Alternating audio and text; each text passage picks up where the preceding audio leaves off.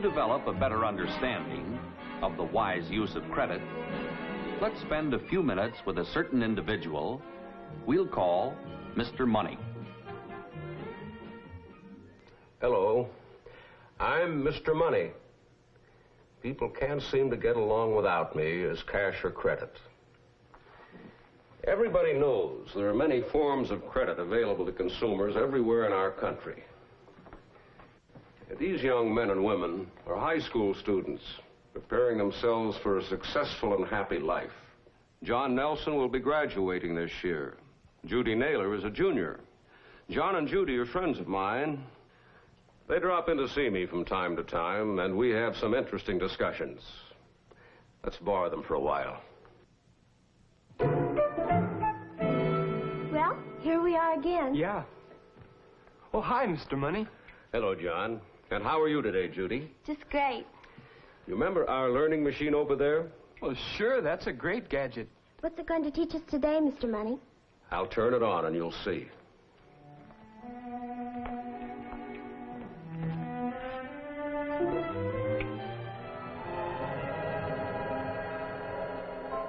Wow, look at all the signs.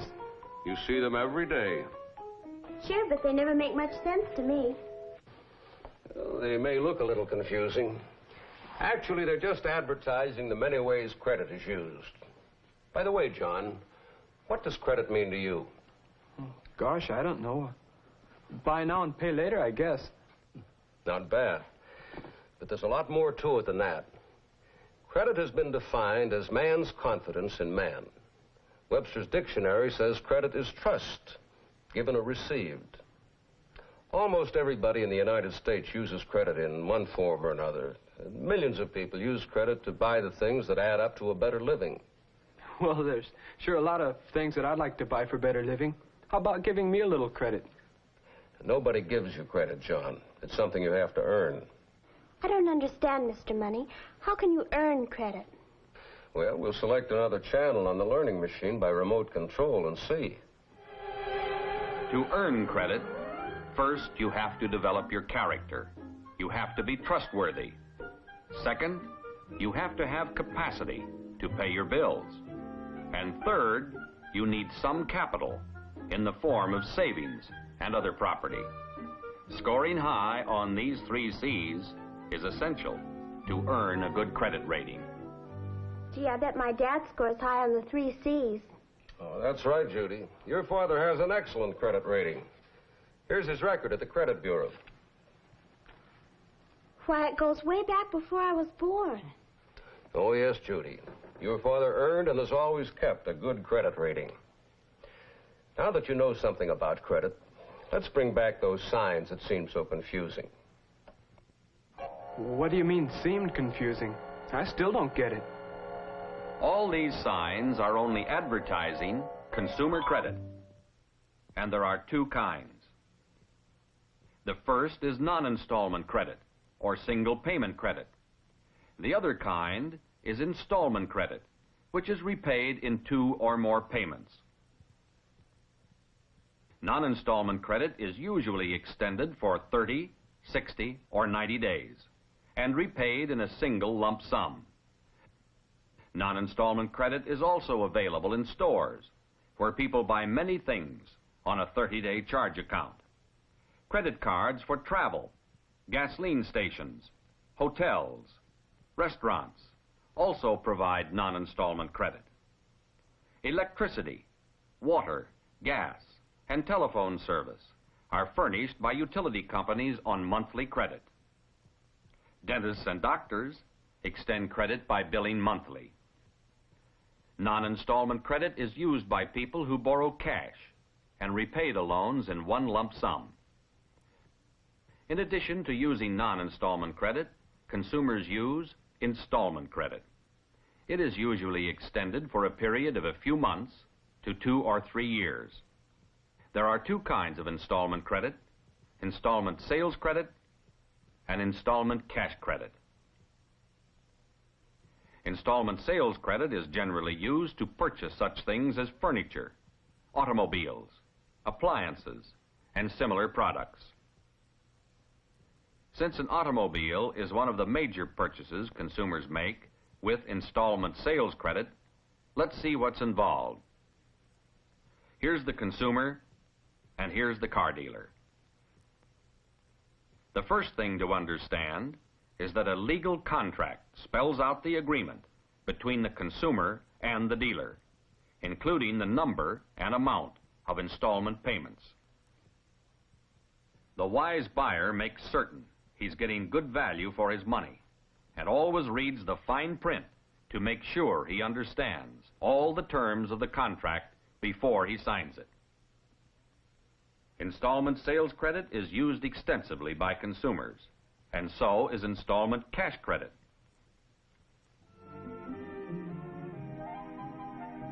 Millions of people use installment cash credit when they borrow cash from consumer finance companies or small loan companies, commercial banks, and other financial institutions. Consumers use installment cash loans to pay off accumulated bills to keep their credit rating good. They use installment cash loans to pay for vacations, to pay for special education for their children, or to send them to college. And people use installment cash loans to meet unexpected emergencies. So you can see the use of installment credit is mighty important to the consumers of this country. Mr. Money, my father's been making payments on our home for years. Now, is this installment credit too? Yes, John. That's called mortgage credit. And sometimes the payments may run for as long as 25 years. Boy, I never realized people use credit in so many different ways. Well, of course, some people prefer to wait to buy the things they want until they've saved enough money to pay cash for them. However, there are many people who are able to pay cash who prefer to buy things on credit, so as not to disturb their savings and investments. But, Mr. Money, doesn't it cost more to buy things on credit? Oh, yes, it does, Judy. Let us have the learning machine show us some of the factors that enter into the cost of providing credit to consumers. One of the cost factors is maintaining up-to-date credit information. Then there are bookkeeping costs, keeping up the records, and collecting payments. In addition, there is the cost of borrowed and equity capital. The price you pay for credit service depends upon such things as the type of merchandise you buy, the amount of your down payment, how long you take to complete your payments, or if you borrow cash, how long you take to pay it back, the type of security you give, and your credit rating. Now, there's another thing you both should know in order to use credit wisely. And that is how to figure the maximum amount of credit or other obligations you can safely afford. Sounds like another good job for the learning machine. Right. Let's see how you and Judy, as Mr. and Mrs. Homemaker, arrive at the amount you can safely afford to spend. When Mr. and Mrs. Homemaker figure the maximum amount of credit or other obligations they can safely afford each month, they first deduct from gross income their income taxes, Social Security, and any other deductions they make to arrive at their take-home pay or disposable income.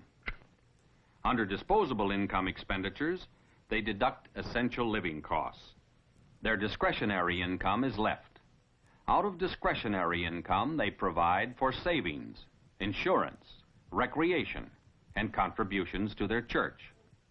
After deducting any payments they are making on any installment purchases or cash loans, let's assume they have $30 of their monthly discretionary income left. So $30 a month, that's the maximum total obligation we can safely afford to take on for new credit payments of any kind. That's right, John. Gee, Mr. Money, do girls have to learn all this about credit, too? Well, Judy, women do most of the shopping when they get married, and very often spend most of the family income. Well, sure. If a guy has to work hard to earn money, well, a wife ought to learn to help get the most out of it. That's right. A husband and wife should plan together how the family earnings should be spent. Before they borrow cash or buy anything on installments, they should carefully figure whether the benefits of credit service are worth the extra charge. Well, you can be sure, Mr. Money, that, well, before I buy anything I need on the installment plan or borrow cash for some good reason, I'll figure out all the costs to make sure the deal's worthwhile. And so will I. Good.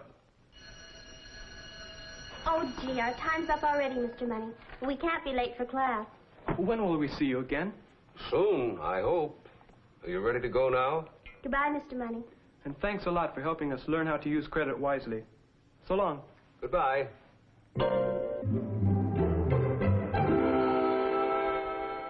To benefit from the many credit services available throughout the country, every consumer should understand the wise use of credit.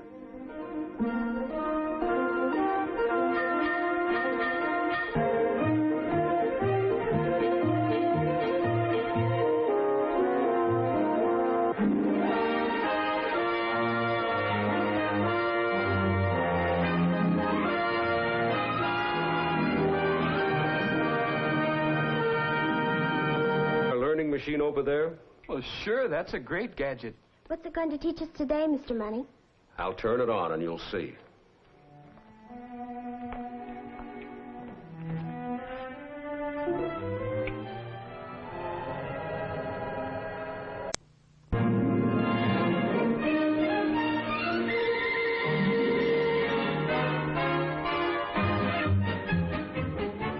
To develop a better understanding of the wise use of credit, let's spend a few minutes with a certain individual. From time to time, and we have some interesting discussions. Let's borrow them for a while. Well, here we are again. Yeah. Oh, hi, Mr. Money. Hello, John. And how are you today, Judy? Just great. You remember our... We'll call Mr. Money.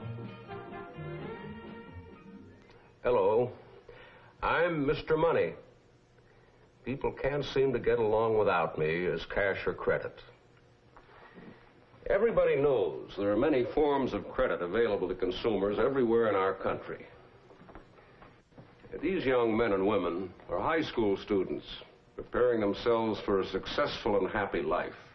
John Nelson will be graduating this year. Judy Naylor is a junior. John and Judy are friends of mine. They drop in to see me